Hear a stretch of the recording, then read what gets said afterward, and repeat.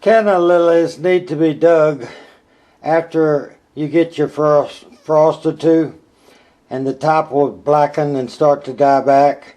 You don't want it to ever stay in the ground long enough that very cold temperatures could transfer down the stem into the rhizome and kill the rhizome.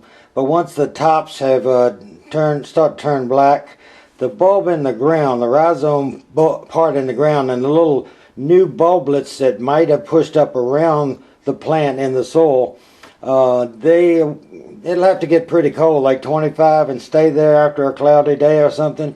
But you generally cut the foliage off, and then you can leave them in the ground a day or a week. It doesn't matter as long as it doesn't get cold and for them to freeze, and then you can dig them up. Well, I hope my homemade ceiling light in our dining room will be enough light to do this on canna lilies. There's a nice amaryllis picture that we have framed in our dining room. And then I got to put this on a tripod so I can get my hands dirty and tell you what I know about canna lilies. The first thing we're going to talk about is, what do you call these things? People call them bulbs. They're not bulbs, they're called rhizomes. You want to know the difference between a bulb and a rhizome? You put a bulb in the ground, it might make little bulblets on the bottom or on the sides. It might actually make little seeds at the base near the corm, or they might divide in half and make two bulbs.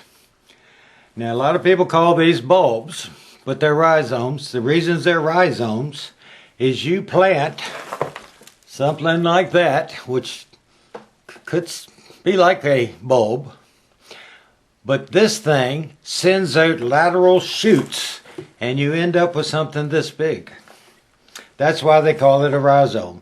You started from a seed if you wanted to, and in 1 year you can get this from a seed.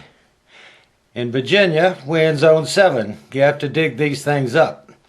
You can put a lot of leaves or hay or straw on it. I'm talking a foot thick, to prevent these things from freezing. They are tropical. Further north than Virginia, they would probably freeze in the ground, because if the ground freezes down to 5 or 6 inches, and you usually plant these at about 6, they would freeze. And all these tops that are going to come out next year, all these little pointed points,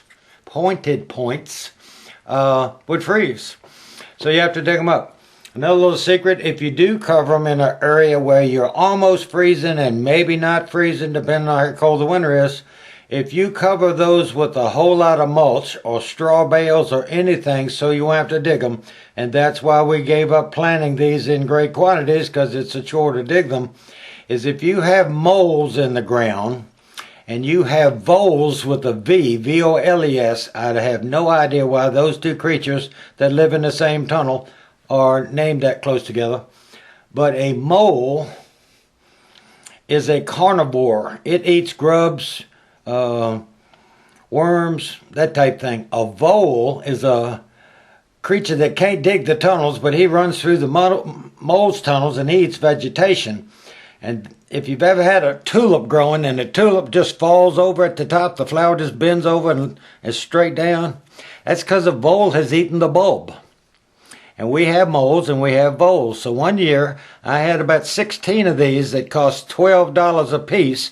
They were zebra canna lilies. And I had them in a 4x8 bed, and I didn't want to dig them, so I covered them. I put up a fence that was 20 inches tall, and I filled it up with composted leaves. And the next year, I pulled it all down, and the voles had eaten all of them over the winter. There was not one left. And you're talking like 16 things this big or bigger. So you have to watch out for moles and voles. Okay. Now we're going to get over, and this is a big thing here to get off of, like a 2 years from a seed. Look at the roots on this. And that was grown in poor soil. Now we're going to stop this so I can talk about what you should save and what you shouldn't save.